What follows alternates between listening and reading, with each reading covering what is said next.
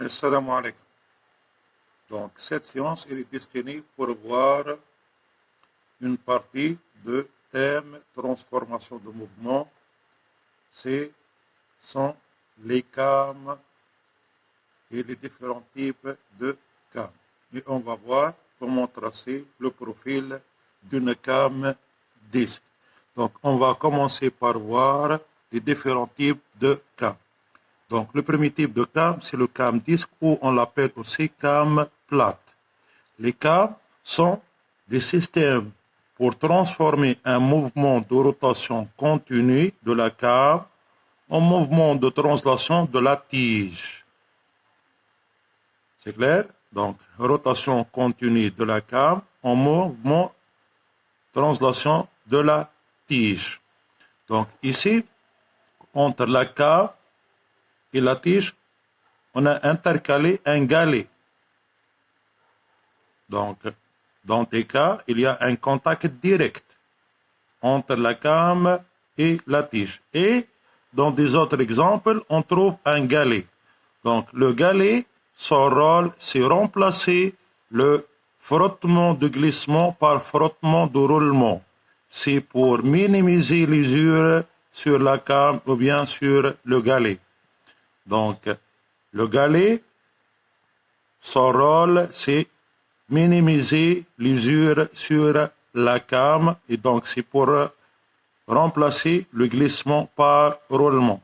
Et on trouve aussi, dans certains cas, un ressort. C'est pour maintenir un contact permanent entre la CAM et la tige à travers le galet. Ici, donc, la CAM pousse la tige. Mais le retour de la tige à la position initiale est par le ressort. Donc, les deux pièces ici, le galet c'est pour remplacer le frottement de glissement par frottement de roulement, et donc c'est pour éviter ou bien minimiser l'usure, et le ressort pour garder un contact permanent entre la CAM et la tige. Donc, ce type de CAM, on l'appelle CAM disque ou bien CAM plate. Donc, deuxième type de CAM, on trouve les CAM à rainure. Donc, les CAM à rainure, aussi, transformer un mouvement de rotation continue de la CAM à rainure en mouvement de translation de la tige. Et le troisième type de CAM, ce sont les CAM tambour. Donc, le CAM tambour ici, de même, il va transformer la rotation continue de la CAM en translation de la tige. Donc, vous pouvez poser la question, monsieur, pourquoi on ne trouve pas un ressort ici? Donc, le retour ou bien de la CAM à l'état, de la tige à l'état initial, c'est par la gravité. Donc, le contact permanent entre la CAM et la tige, c'est par la gravité de la tige. C'est clair? C'est par le poids de la tige. C'est donc, dans ce cas-là, on se rapproche un ressort. Donc, voilà les différents types de la CAM. Donc, si on va déterminer la fonction d'une CAM, c'est transformer un mouvement de rotation continu de la CAM en mouvement de translation de la tige. Maintenant, on va voir comment tracer le profil d'une CAM disque. On va voir comment tracer le profil d'une CAM disque. Donc ici, la rotation continue d'une CAM provoque la translation de la tige.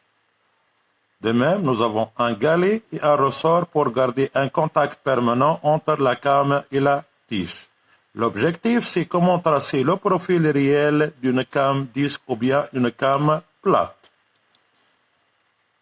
Donc, ici, nous avons ce qu'on appelle le diagramme des espaces. Donc, qu'est-ce qu'il va faire la tige pour un tour de la CAM? Qu'est-ce qu'il va faire la tige? Il va faire un aller à une vitesse constante de 46 mm en 7/12 de tour. Donc, un tour de la came, on l'a divisé en 12 parties. Donc, sur 7/12 de tour, la tige, il va aller à une vitesse constante de 46 mm. Donc, voilà. Puis, un retour à une vitesse constante pour le reste du temps. Donc, ça, on l'appelle le diagramme des espaces ou bien la course de la tige. Pour un tour de la came, voilà le diagramme des espaces ou bien la course de la tige. Donc, l'objectif, c'est comment tracer le profil réel d'une came disque. On vous donne généralement le rayon minimal de la came, ici dans notre cas, R égale à 50 mm. Et ou dans le cas où on trouve le galet, on vous donne le rayon de galet aussi. R égale ici 24 mm. Donc, ici, voilà, ça c'est le rayon minimal de la came. Il passe par le point, par le centre de rotation de la came et le diamètre minimal de la came, ce qu'on appelle dimine de la came. Et voilà le diamètre de galet. C'est clair? Donc, après qu'on a vu le diagramme d'espace de la tige, on va voir comment tracer le profil d'une came disque. On a divisé donc le cercle en 12 parties. En 12 parties, puisque la cour, on a divisé un tour de la came en 12 parties. Ce n'est pas obligatoirement en 12 parties. Dans certains cas, on trouve 24. Mais le plus utilisé, c'est en 12 parties pour un tour de la came. On vous donne le sens de rotation. Ça, c'est le sens de rotation de la came. C'est clair? On va tracer le cercle minimal de la came. L'IA de rayon grand R égale à 50 mm. C'est-à-dire, vous allez prendre le compas, vous allez prendre un rayon de 50 mm et vous allez tracer le cercle minimal. Comme cercle minimal, vous allez tracer le cercle minimal de la came. C'est clair? Maintenant, c'est ici le repérage de 12 parties. Donc, dans certains cas, on ne vous donne pas le repérage. Vous allez repérer les 12 parties. On vous donne le sens de rotation. Notez bien, et c'est une remarque très importante. Le sens de construction de la came est le sens inverse du sens de rotation. C'est clair? Donc, ici, la came tourne dans le sens horaire. C'est clair? Donc, la construction doit être dans le sens trigonométrique. On vous donne généralement la position 0 et vous pouvez repérer les 12 parties dans le sens inverse du sens de rotation de la came. Voilà. Donc, voilà comment faire le repérage. Donc, c'est le sens contraire du sens de rotation de la came.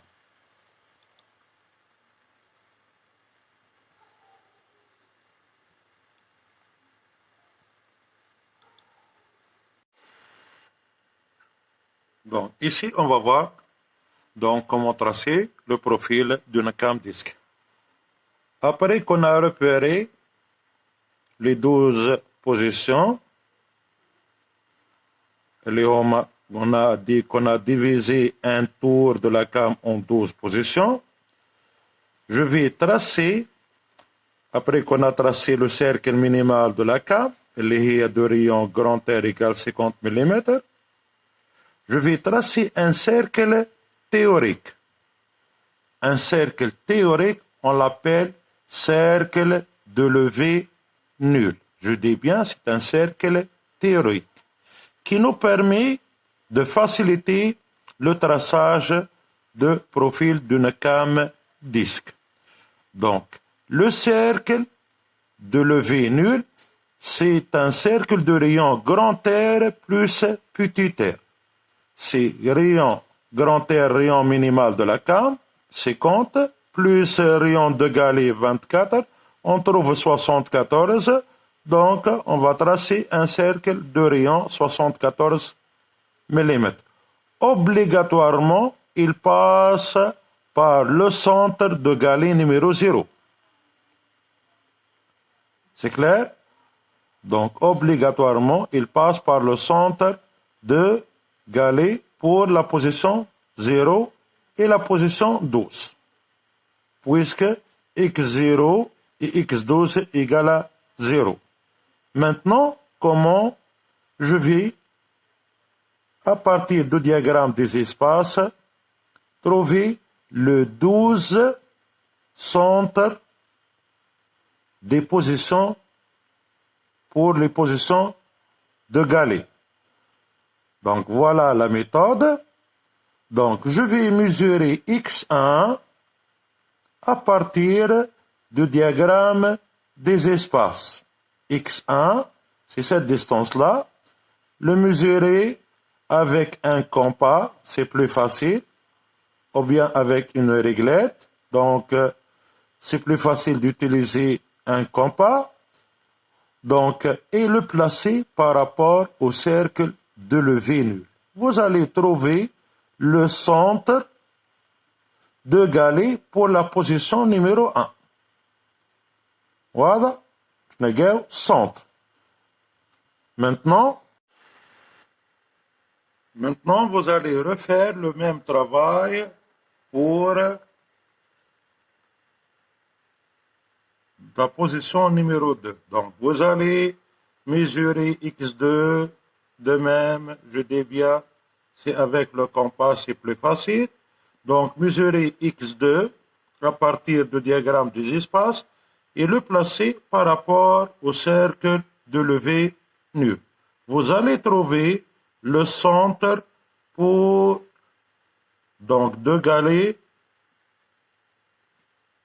de centre pour la position numéro 2. Deux galets pour la position numéro 2.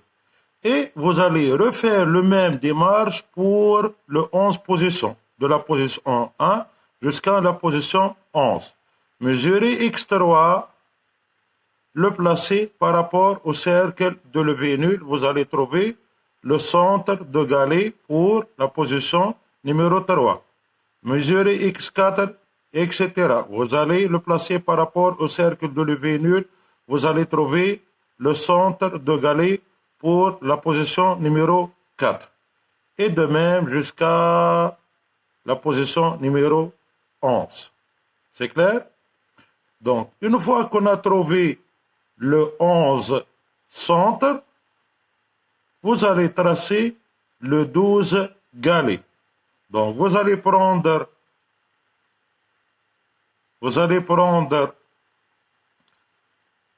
le compas, c'est clair, et prendre le rayon de galet peut-être 24 mm dans notre cas, et vous allez tracer 12 galets.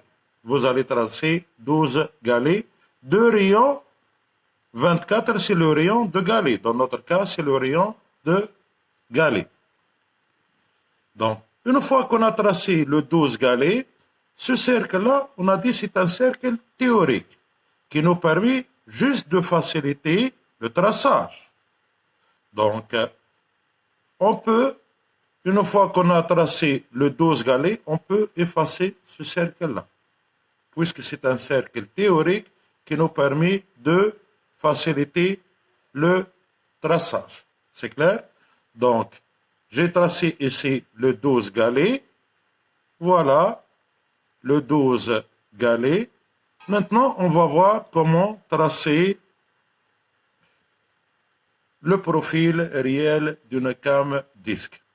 Donc, le profil réel consiste à tracer la tangente aux 12 galets sans faire des lignes droites, s'il vous plaît, sans faire de lignes droites.